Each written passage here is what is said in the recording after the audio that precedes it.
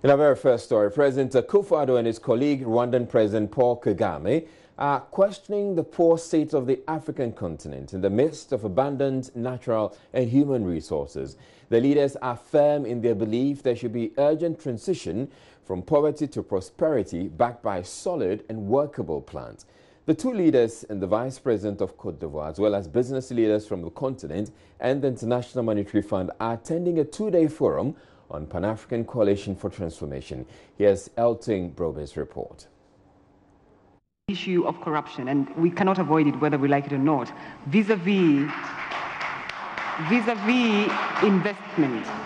The Coalition for Transformation in Africa is a broad network of experts who join forces and work across sectors to drive policy and institutional reforms in support of transformation strategies.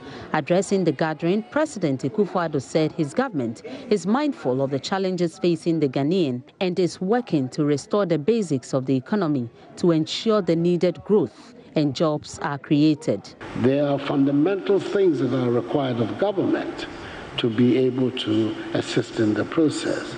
Good governance, obviously, is the foundation. But we're looking at the management of the macroeconomy. We're looking at tax policy.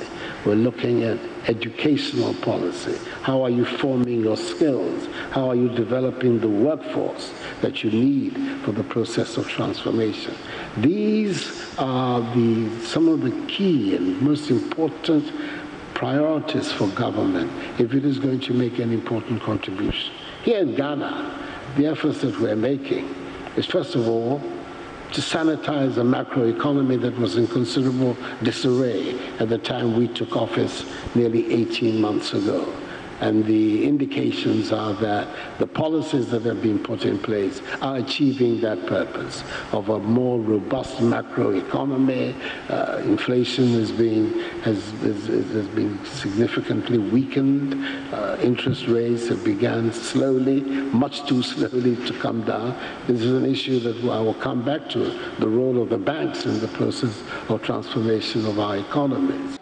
Rwandan President Paul Kagame, who is credited for transforming his war-torn country to economic success, wants leaders on the continent to harness the potential of the youth. Mr. Kagame, who is also chairman of the African Union, says there is no excuse for failure. It's really clear, it's not just as if, it is a real fact that Africa has all kinds of resources required for us to be able to move, even move fast if we want to, and there is no excuse. In fact, we haven't found justification for saying that Africa has this abundance of all kinds of resources, whether human or natural resources and so on and so forth, and yet continue to be poor decade after decade after decade, and discussions after discussions and discussions after discussions, and we go on like that. I don't find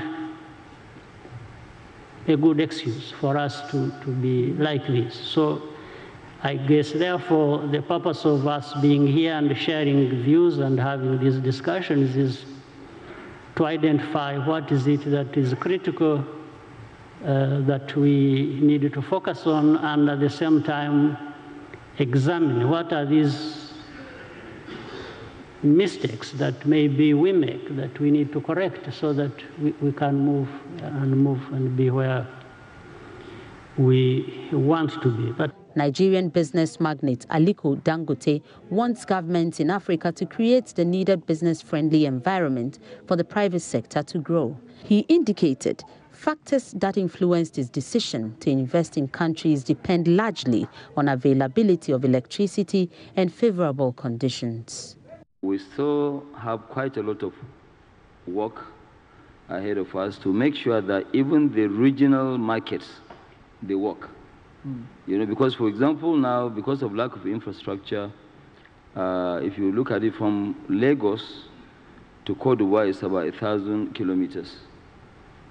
Okay, so we should be able to transport goods out there. But if you are going to do that by road, you will end up spending maybe 2 weeks because the border check-in and all this. And so we need to really make sure that, yes, we check the infrastructure, we also check this bottleneck of, going into, I mean, for example, one of our biggest market or nearest market to even Lagos is Republic of Benin.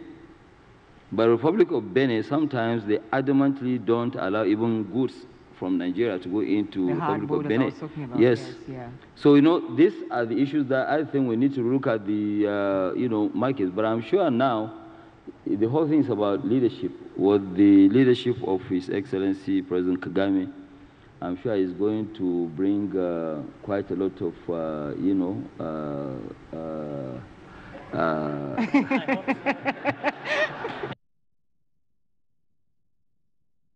Well, President Akufo-Addo says his administration has, in the 18 months that he's been in office, succeeded in putting the Ghanaian economy back on track. Citing improvements in the main indicators, he said the economy is ready for a relaunch.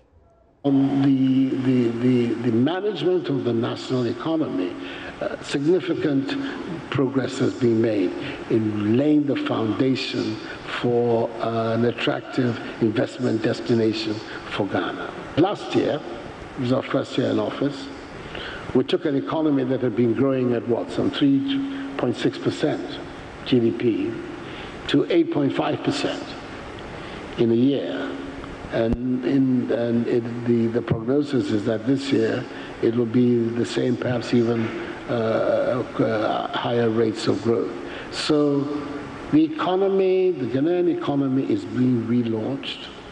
The opportunities that there are for our country, we all know about the opportunities in Ghana, are now being aggressively showcased. And we believe that the combination of these policies and the government being consistent and holding firm to the line that it has drawn up is what will accelerate the process of transformation in Ghana. It's always invidious to make very large generalizations about what you're doing so that it affects the entire continent or other people. But certainly it is something worth looking at to see whether the Ghanaian model is going to be a model that has greater resonance than just here in Ghana.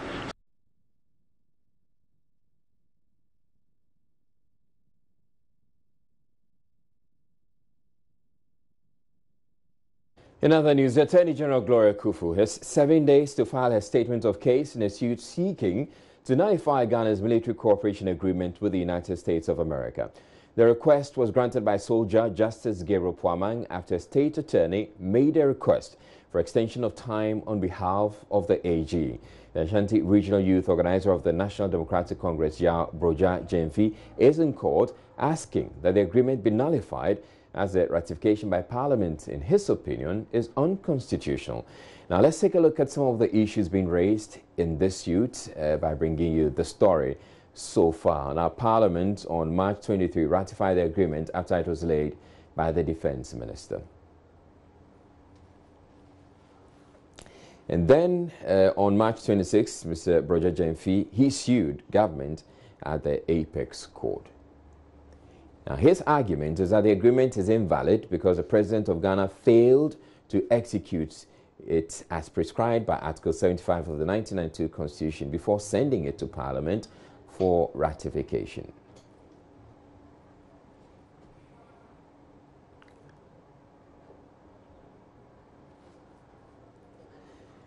Now, what does Article 75 says? It says the President may execute or cause to be executed treaties, agreements, or conventions in the name of Ghana.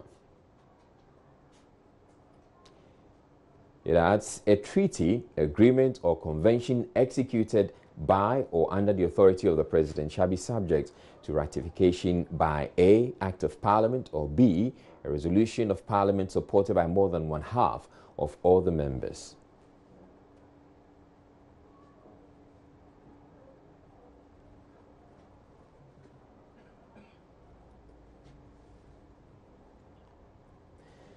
Now, Mr. Jemfi believes the President's failure to execute the pact before sending it to Parliament makes the agreement null and void.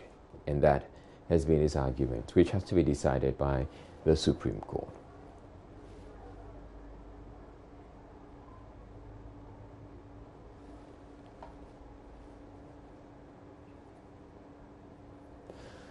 So he wants a declaration from the Supreme Court that the Minister of Defense violated the 1992 Constitution when he laid an unexecuted draft of the agreement before Parliament for ratification.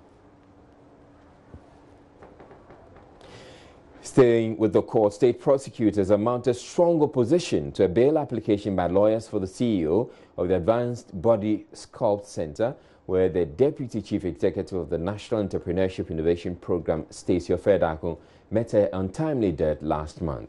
Prosecutors argue Dr. Obeng-Andoh, who is charged with the murder, may commit a similar offense if granted bail. The trial judge has set July 27 to deliver his ruling on the application. There is more in the following report.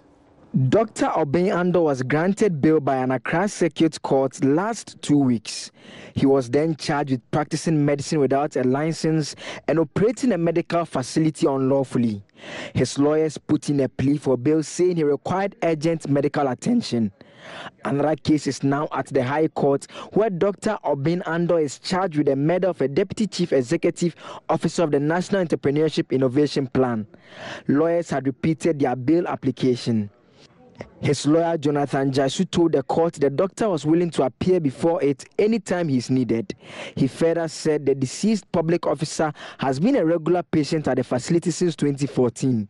He maintained her last surgery at the facility was successful but died later during recovery. A state attorney, Ashong Okain, opposed the application, saying the doctor may commit a similar offense if he is granted bail. Trial Judge Justice Kofi Dogu adjourned hearing to July 27 to deliver his ruling. We're taking a break, but still hiding on Joy News Prime. As authorities once again articulate solutions to the country's problems with floods, we ask if there are any radical solutions to be adopted to minimize the losses that come with a perennial running with nature. And we'd love to hear which radical solutions you would also propose. Stay tuned, we're back in a bit.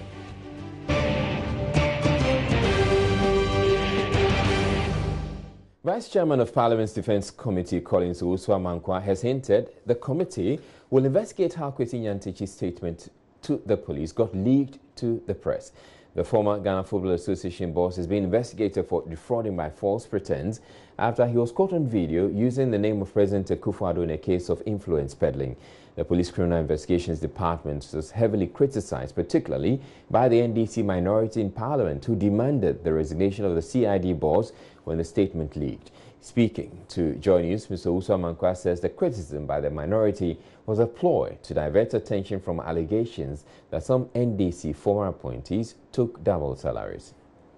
This is not the first time such a document has leaked. And even under the NDC, so many documents were leaked to the public. So their attitude smacks of, hypocrisy and double standard, which for me, it's not proper. I think they should give us a break. Let me find out from you, would the committee be interested in also investigating how the information leaked? Is it possible? Sure. This is a matter of, public interest. Definitely we're going to look into it. But to call for, the sacking of the CID, does not stand, and it's also not grounded in law. So what the minority is doing now, for me, is an act of obstructing police officer in execution of his or her duty. We should allow the CID, which is the investigative branch of the police service, to look into the matter and come out with their findings, rather than competent enough to do that.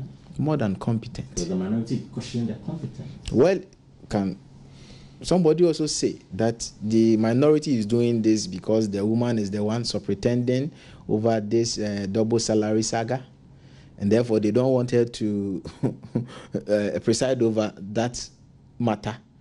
So getting her off post will pave way for them to have their way out.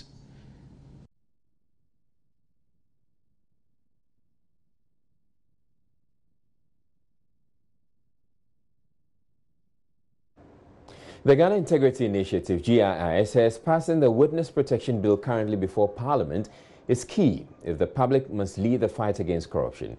Speaking on the Pulse, Corporate Affairs Manager of GII, Michael Boedi, told Aisha Ibrahim that the bill, when passed into law, will cushion members of the public who volunteer information on corrupt practices.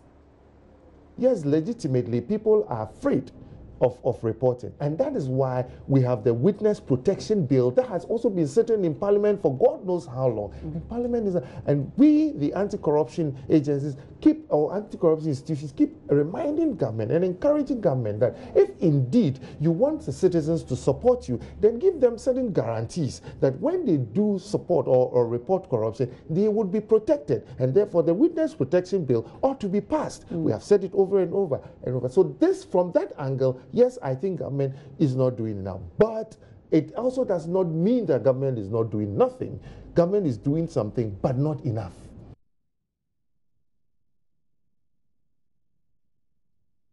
Hello, good evening to you. Time now for business. Cosmos Energy is partnering Multimedia Group Limited to unearth innovations in agriculture through the Cosmos Innovation Center Agrotech Challenge. The Agrotech Challenge looks out for the innovative ideas by young entrepreneurs that provide solutions to challenges in the agricultural sector. Speaking to Joy Business after the official signing of the partnership, Director of Corporate Affairs of Cosmos, George Sapong, says the introduction of Agrotech Challenge forms part of efforts to help revive agric in Ghana. Partnership agreement between Cosmos Energy and Multimedia Group Limited makes Multimedia Group the official media partners of Cosmos Energy Innovation Center Agrotech Challenge.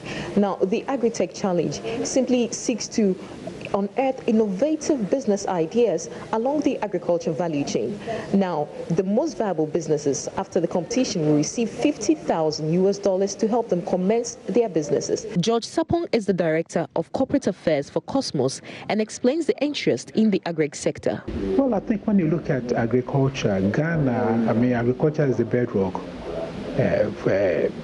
For Ghana, basically, just about every livelihood in Ghana is touched one way or another by agriculture. But when you look at the current trend, agriculture practices in Ghana is still subsistent, and I think we need to infuse in agriculture what I call the best practices and the innovations that have been applied around the world to really move our agricultural level to the next level.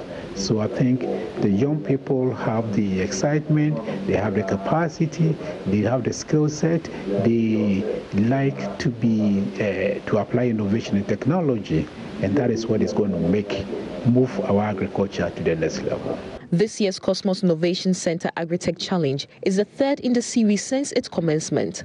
According to the Managing Director of Multi-TV, Santok Singh, Multimedia Group partnering Cosmos through the KIC will help expose opportunities in the agri sector. Because agriculture has always been considered as not lucrative or something which is difficult and doesn't yield profit or benefit.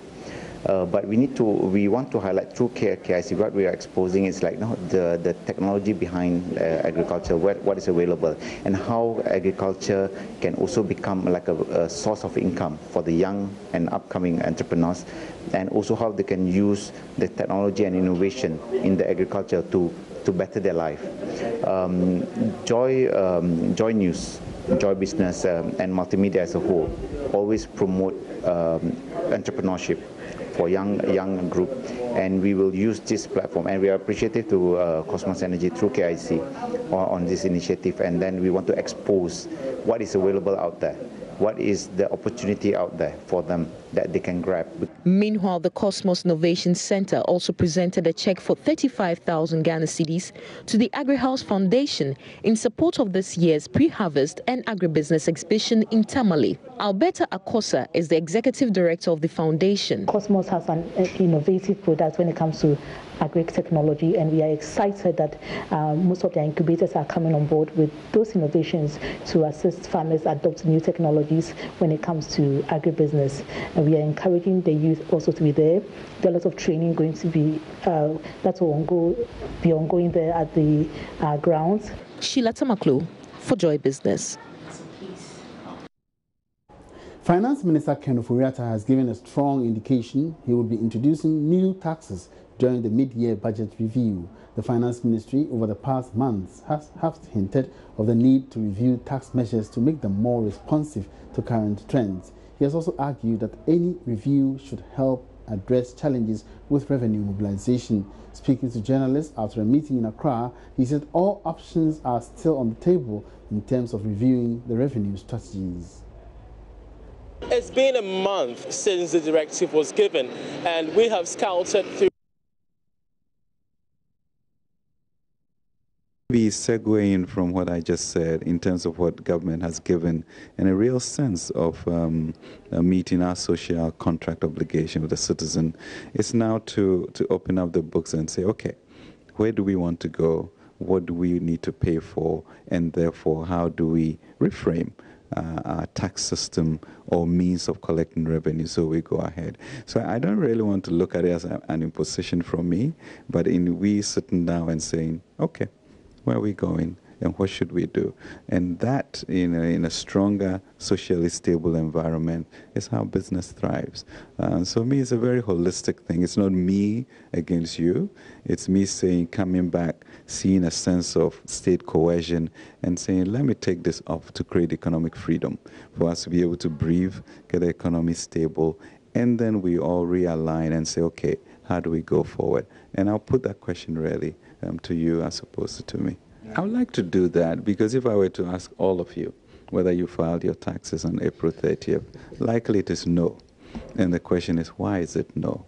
You know, because I might have gotten maybe another 1,000 cedis from you, 1,000 cedis from that person.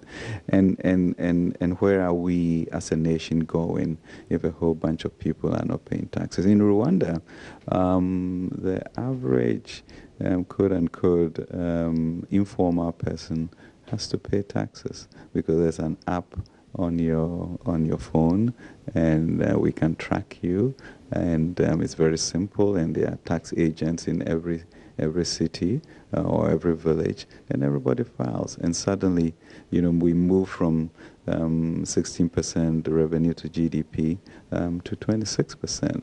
And then we can take care of the social services and create the kind of social stability that is required. So the question that I think journalists should begin to ask really is sitting back and saying, where do we as a state, Ghana, capture this sense of pride and dignity of a Ghana beyond aid, and not localize the question into whether it's business or whether it's what, but really, if there's free SHS, if electricity prices have gone down, if the economy is beginning to get stable, and if I go to England and I always pay my taxes, why is it that I'm not participating in this whole agenda of making Ghana a great nation? Now, concerns continue to heighten over the nation's depleting fish stock.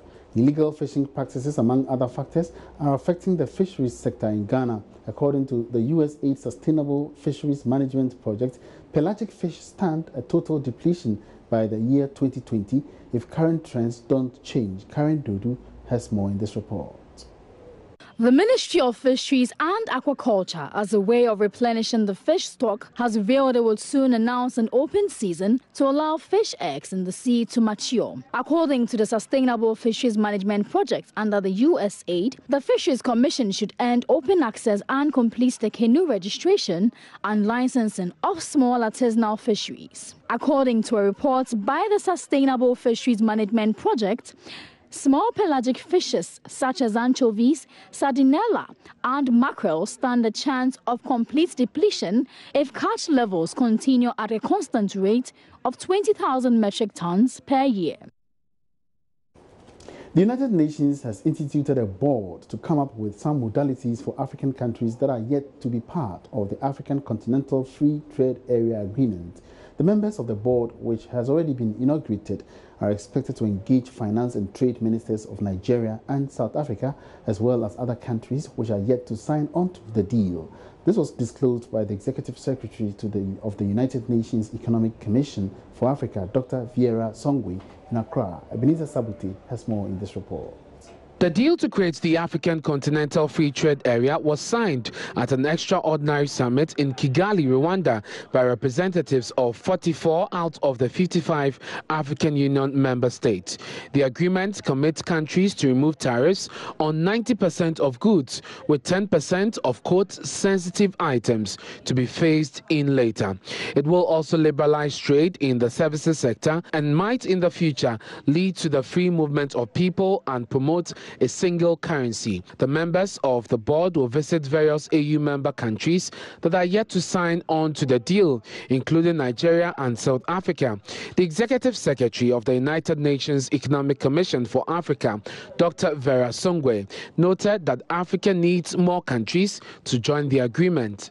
Technology is helping us, and it's helping us in amazing ways because we actually now can move goods without moving people. And I think a lot of the work that is happening, for example, in Ghana on digitalization and payment systems, particularly important, is going to open up. And so what is going to end up happening for bigger countries is they're going to realize that if they don't come with the game, they may not make it. And so our sense is we need 22 countries for ratification. We're working very hard to get to the 22. She lauded Ghana, Kenya and Rwanda and others for its swift move to ratify the deal. I must say Rwanda, Ghana, Kenya and Niger, and we should clap for them, are the first 4 countries that have ratified the CFTA. Our mission over the next 6-7 months is to get 22 countries. We are sending out teams to every country, any minister that is here that needs support, any country. We are sending out teams to ensure that people can ratify. And that's all in business for tonight. Many thanks for watching. My name is Emmanuel Abuaji Riafi. For more business news, log on to myjournal.com/business. Have a good evening.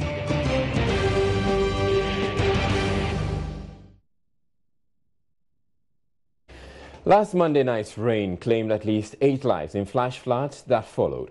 One of the very tragic outcomes is the death of Dr. Aya Hayfron, whose grieving husband affected many others.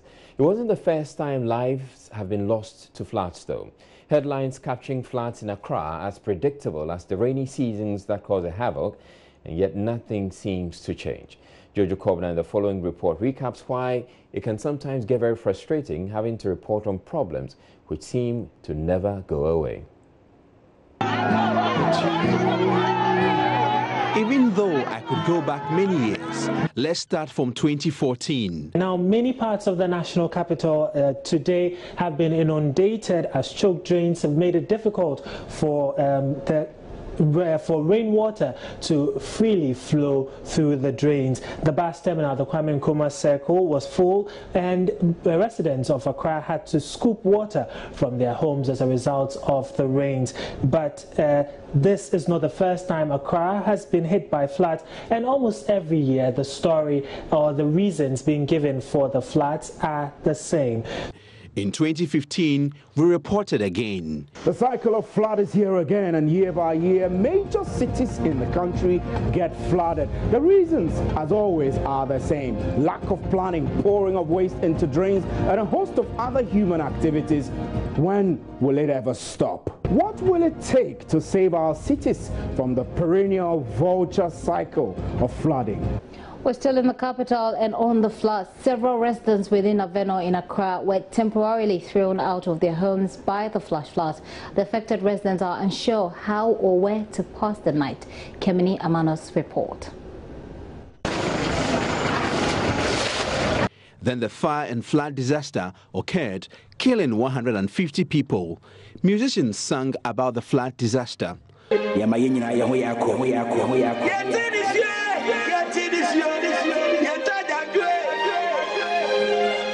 Na ye bukwada June if you no ni dunum na ye mawoda mantia sempa isu kese bi toye mecha kese bi deriye eja hye adehye me susu bi koye hey oduma kuma na ba ni say ye. Politicians promised never again. The National Disaster Management Organization, the Hydrology Department of the Ministry of Water Resources, Works and Housing, and the city authorities will also work to coordinate the clearing and expansion of our waterways and the desilting of our drains. Drastic steps are necessary here if we are to permanently address this perennial problem. We'll intensify our efforts to expand and modernize our drainage system. But in 2016, we're back to the same script. Hydrological engineer at the National Disaster Management Organization, NADMO, Wise Ametepe, has blamed yesterday's flooding on blockages in channels leading to the Odo drain. In 2017, an elaborate plan was announced to once again end perennial flooding. Now, government will in the coming days announce a comprehensive plan to deal permanently with the perennial flooding in the capital, Accra. The city's mayor, Mohamed Ni Ejesoa, says the new comprehensive plan will focus on redesigning the drainage system. He made this known after touring some communities affected by the Friday morning downpour. Clearly, we are back to the same pointers again. Journalists have reported, musicians have sung about it, politicians have promised, yet nothing has changed. I hope we'll not be back to the same situation in 2019. Jojo Kobna, Joy News.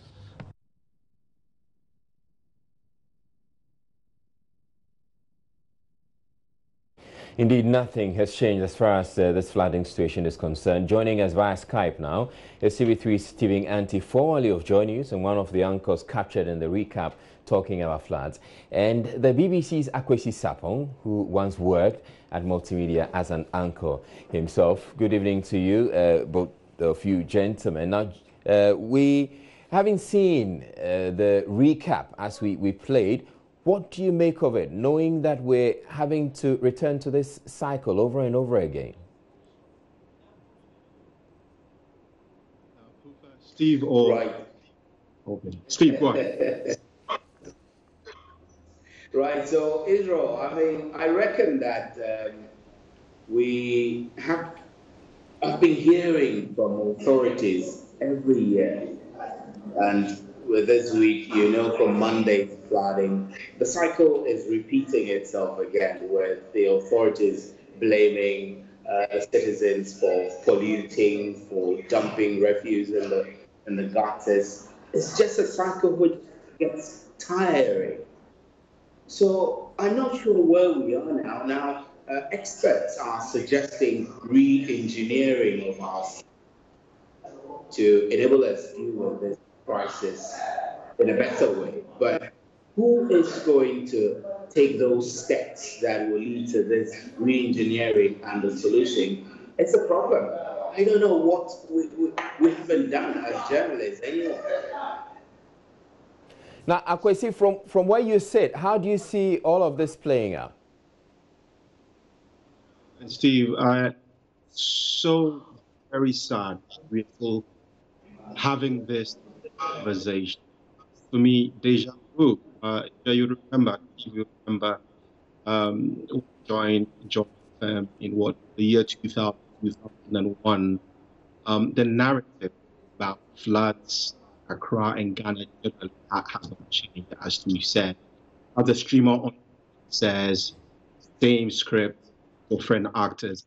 Recently, I've been listening back to tapes of the morning show, the Super Morning Show on Joy FM with Komla Dumo, in the studio, Sando Bay in the field, me in the field, you Isha in the field, Matilda Asante, Pekka Kofi, to name them, all of us out in the field reporting on the devastation, the wreck caused by these floods. Right? It happens every June, you know, and pictures are no different. Roads submerged or washed away, homes submerged, you know, property assets destroyed, people in public office, politicians rush to the scene, you know, platitudes, rhetoric. Still nothing has changed. It's very sad. And if I just think Israel, I think we need to pay tribute and commiserate with Dr. Ayahi. She's not just a number. She's the face of thousands of people who have lost their lives because of floods. A young woman, a medical doctor, who drowned because she was trapped in a car, which was swept off her bridge. She has a 15-month-old baby. It's made mothers because we place so little value on life by paying service to the actions we need to take to stop this death, Israel. a medical doctor with so much promise to add value to our country's burdened health service, sacrificed as just one of thousands of people we have lost in these floods. And when we talk about these deaths, I think we tend to describe them in terms of the numbers who died. So fast forward to, say, June 2015, 150 people died because there was a combination of that fatal explosion at the petrol station, which is how you reported on, and basically that flame lets trail petrol floating on the surface of the flood waters at Kwame Nkrumah. Again, platypus, beautiful species. We will not let this happen again. And yet it happened in 2016 and 2017. Here we are now. It's heartbreaking. Where you sit, is it that we here in Ghana, the journalists in Ghana, are not reporting it well or are not communicating the stories as well as we should? Look, our job is to report these events when they happen and to ask the question, why? And I think the press has done a job, keeps asking year in, year out, why is this happening? Why aren't we people? Why are people dying in 2018 after heavy rain? What more is there to that? Perhaps the way things would have to change will be to consider the fact that given that climate change induced increased flood rates is a reality, and the evidence that this is not yet understood by the public or perhaps hasn't been thoroughly addressed, I'll suggest a shift from the status quo media coverage, which is based on blame, to one of be prepared. So up until now, I think our reporting has focused more on ascribing responsibility and blame.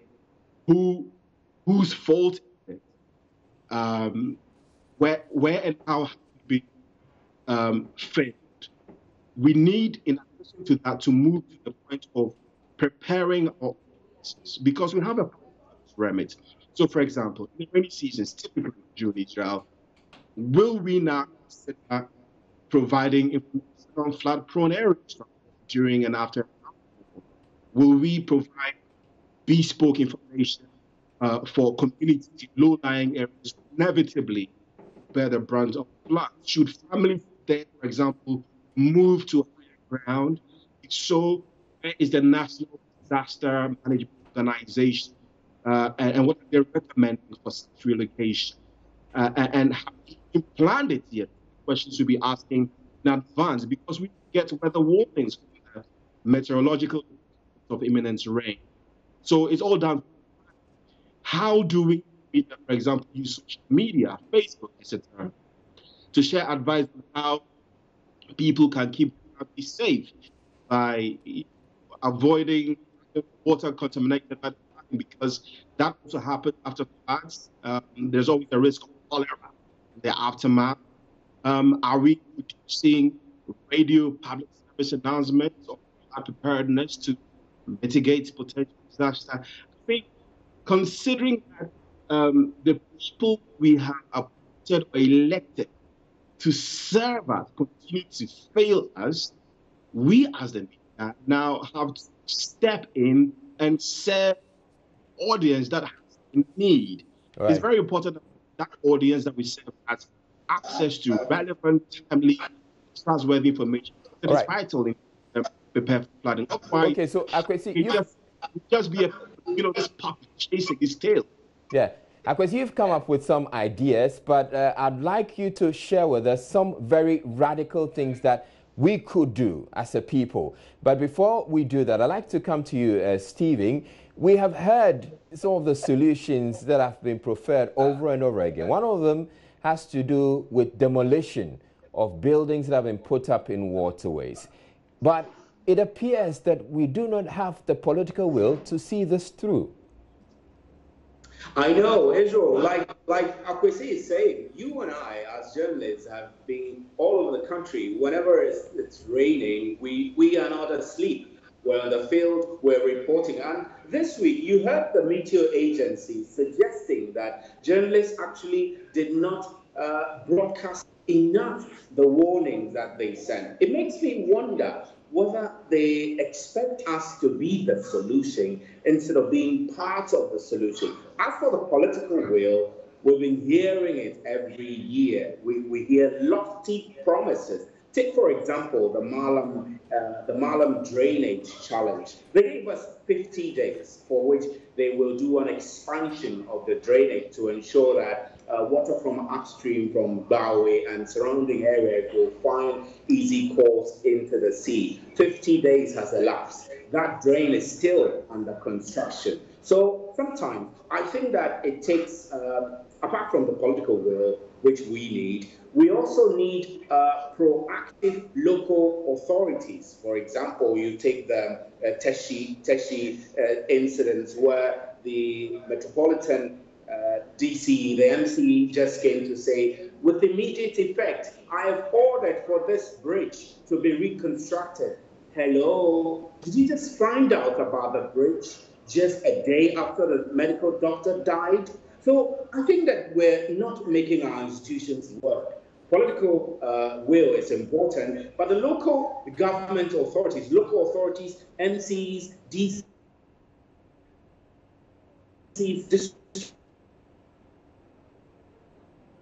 so I'm lost for words, actually, because every year when we go out there and they tell us all the things they tell us, they just don't act on it. Akwesi made reference to the fire water disaster that took place at Circle.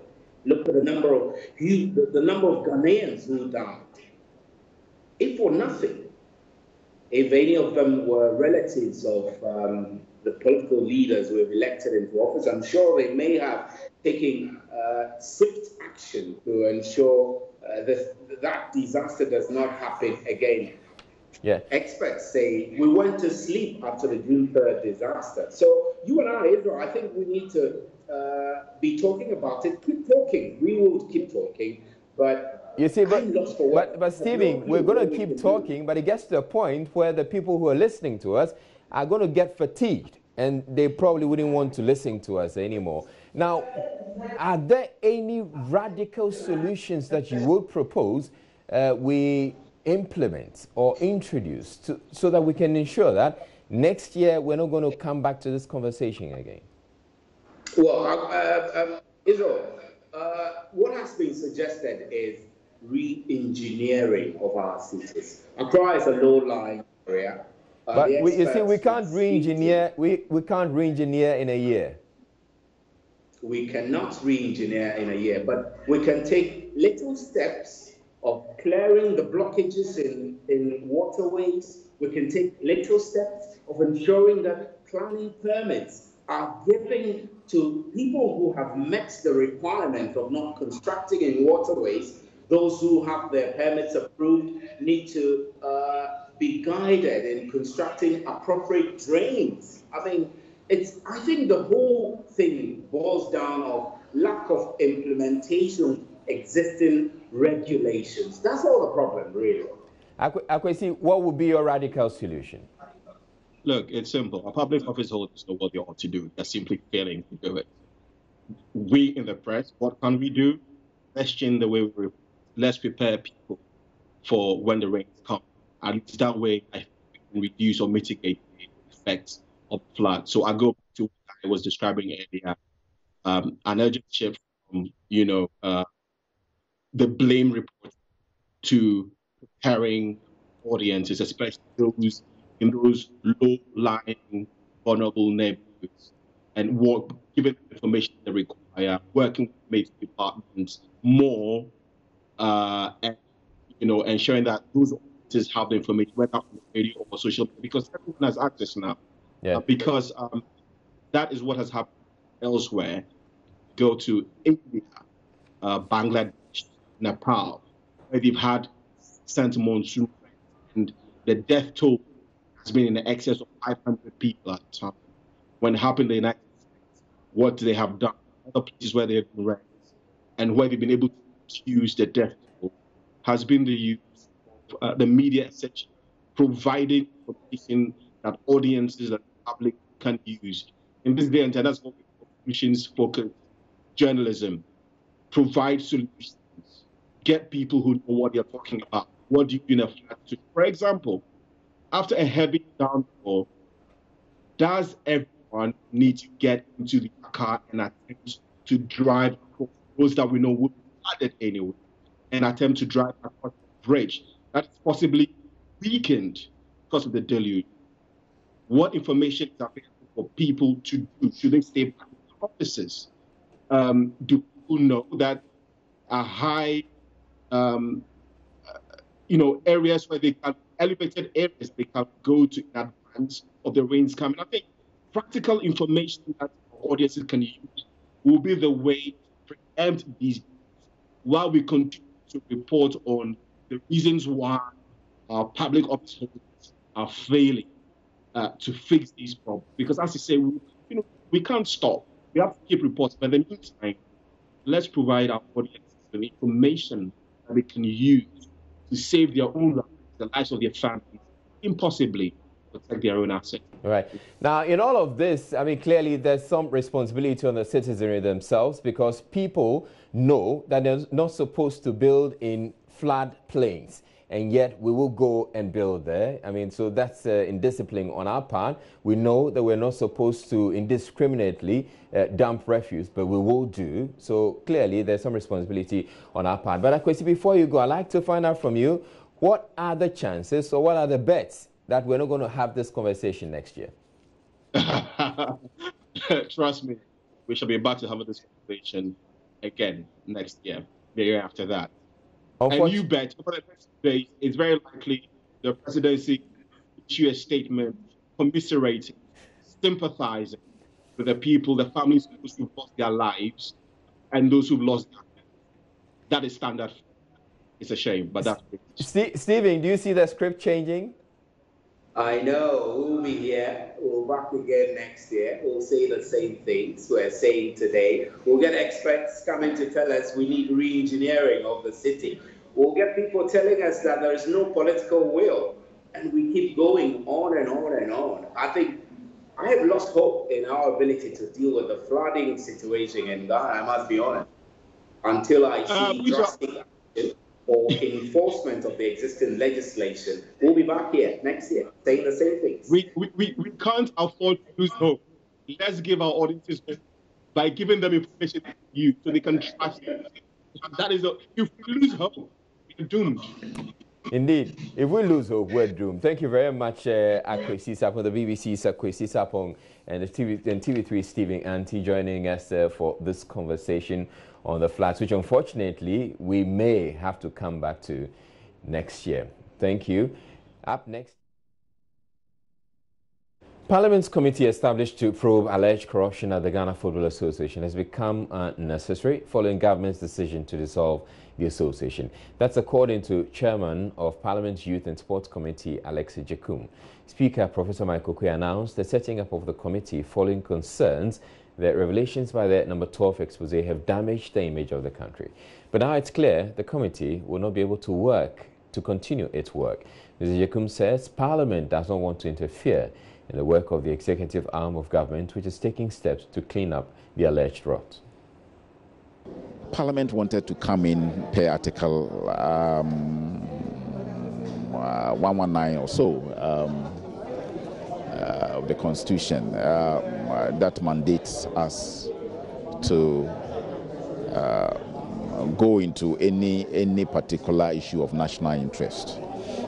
But since we decided on that, I think that same day there was the announcement of the dissolution of the FA, and subsequently other issues have come in that renders the path that Parliament wanted to pursue some kind of unnecessary. And so I think that Mr. Speaker, in his own wisdom, decided also to allow the executive take certain action before maybe we will look at it and see where we come in. And I believe that. You think that's a good decision? Isn't it okay that investigations run parallel? We've seen that police are investigating, Fisheries investigating. We don't want the idea to be like we're trying to usurp the functions of the constitutionally mandated agencies that are supposed to carry out investigations. No, that's not the case. But Parliament, I think the sense I gather, wanted a firm grasp of the issues involved. And on that same Thursday night, we had the dissolution of the FA and other things happened. And so that's why I'm saying that the whole thing was truncated by later development. Parliament has approved a $259 million in tax waivers to mining firm AngloGold Ashanti in what the minority says is a deficient agreement that is giving the company too much. The tax exemption, which is running till 2019, is expected to help make the company more profitable and generate more than 800 million cedis for the Ghanaian economy. But the minority is not convinced the tax breaks will make much difference in the development of the local economy. Listening to MP for Esunafo South, Collins Dauda, and Chairman of Parliament Energy Committee, Akwesi Jemfi, who defended the decision. We're only told that because our concessions were besieged by Galamsey operators, they could not operate. But Mr. Speaker, clearly, for this number of years, if we are granted stability, where taxes, levies were frozen for you to be able to work your mind for the benefit of yourself and the community in which you work and the country at large. Mr. Speaker, it is clear something went wrong somewhere. And this is the same company that is making this application for a development agreement that also contains stability agreement, stability conditions.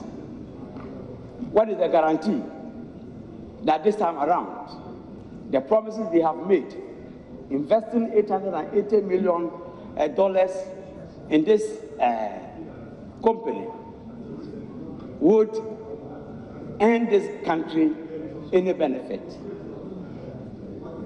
There's no track record to prove or to give me an assurance that Ghana stands to benefit if this development agreement is approved or ratified for the company.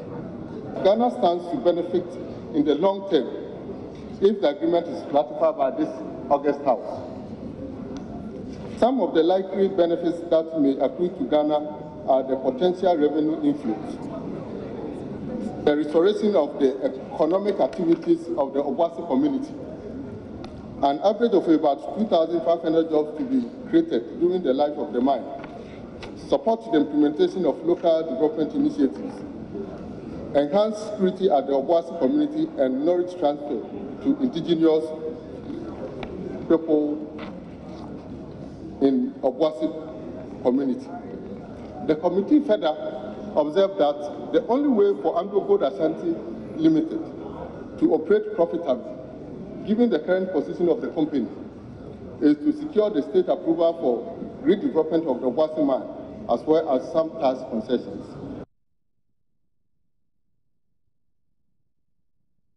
Police at the Tesino Divisional Command have moved in to clear some vehicle dealers who unlawfully park cars in front of residences, subsequently creating congestion.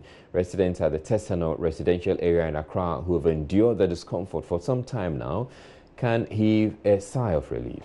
Jacqueline Johnson-Quay was with the team and has come through with the following report.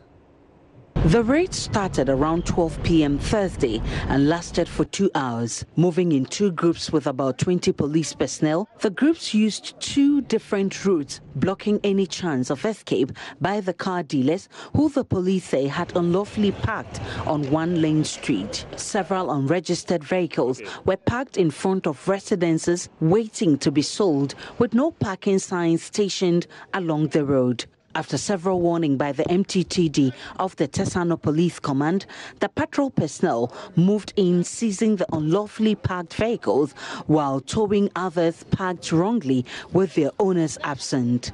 Speaking to Joy News, DSP Francis Abuaji, who led the operation, says efforts by the division to get the dealers to move away from the area have achieved no results. I've been here for about 5 times to educate them the situation here or the problems here. Directly, we police, we have to ensure the sanity on this place. Purpose is to ensure the free flow of traffic. People will go to work, and when they are coming, they find it difficult to enter their own premises. As a police, we can't sit down. So today is the final day for them.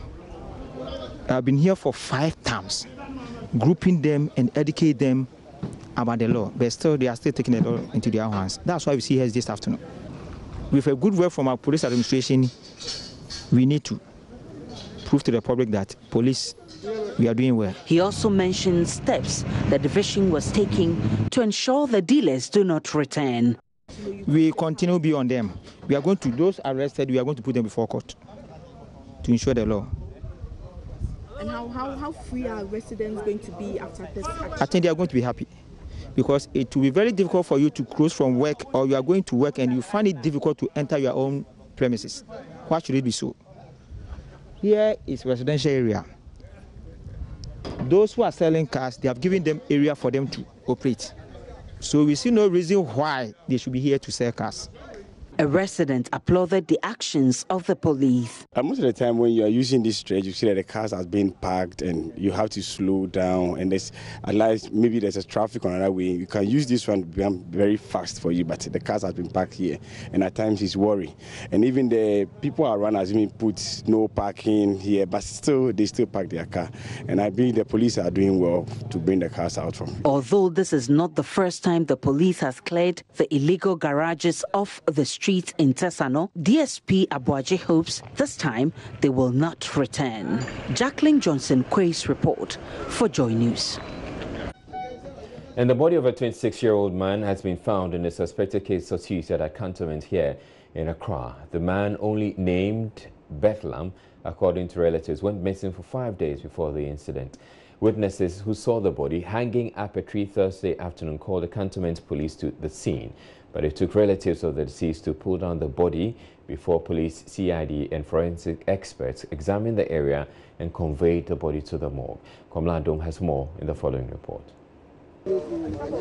Onlookers gathered at a scene behind the Morning Star School at Cantonment Thursday afternoon as the body of a 26-year-old hanged lifeless on the tree in a suspected case of suicide. Sporting a pair of shorts over a grey t-shirt, the deceased, only named Bethlehem, swung from one direction to another as the wind blew. Some eyewitnesses who will not speak on record say they discovered the body on the tree Thursday afternoon and called the police. Relatives of the deceased who arrived at the scene struggled to pull down the body from the height as police officers from the CID and forensic unit got to the scene. The body of a young man has just been retrieved from up on a tree. It is suspected that he may have committed suicide. And some police officials and some officials have been here, and they have been able to successfully pull down the body from the top of a tree. And at the moment they are examining the body, and in a short while they will be conveying the body from here to the police hospital morgue. People here say they know him, the gentleman who was found in the tree. They know him very well, but they do not know why he would have committed suicide. That is, if he actually indeed committed suicide. Brother of the deceased said he had not seen him for 5 days prior to his demise. He's my brother. Yeah, they're not my biological brother. Yeah, we are just close. His house, our houses are close. Okay. Yeah. And where did you live? I live in Kumoji. Is it far from here? Not far. And is it close to where the incident happened? Yeah, it's very close. Okay. So, in the last few days, has he, reported any issues that's worrying him or something? No, for me, for 5 days now, I've not seen him. Yeah, but my brothers, you've been going to my brothers, they've seen him, they've always been seeing him. The CID officials and forensic experts conveyed the body to the police hospital morgue after it was retrieved for autopsy. The incident caused some vehicular congestion on the stretch. Cantonment police, when contacted, said they mobilized personnel from the police headquarters to the scene when they received the report. Crime officer at the Cantonment police station, Maxwell Ajiman, said they have begun investigations into the matter. He added initial examination does not prove any foul play, but they will continue investigations. All right, and my name is Uzala. Thank you very much for watching. Have a good night.